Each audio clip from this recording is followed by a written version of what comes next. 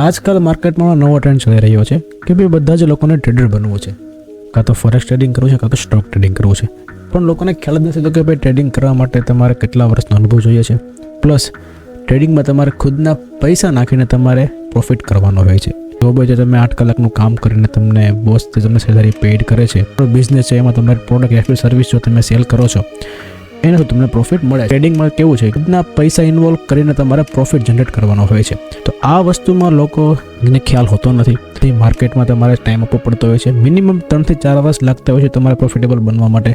માર્કેટની psychology, discipline plus risk management બધી વસ્તુ જો તમે શીખી રહ્યો એના માટે મિનિમમ 3 થી 4 વર્ષનો સમય લાગતો હોય છે. એન્ડ ધેન તમે 5મા વર્ષના અંતે તમે પ્રોફિટેબલ બની શકો છો. સો આવી જ રીલ્સ માટે અમારા પેજને ફોલો કરી લો. And do not forget to join Telegram, કે જે અમે ડેઇલી ગોલ્ડના એઝ વેલ ફોરેક્સના સેટઅપમાં પ્રોવાઈડ કરીએ છીએ ફ્રી ઓફ કોસ્ટ, જ્યાં તમને સારી એવી લર્નિંગ મળી શકે છે.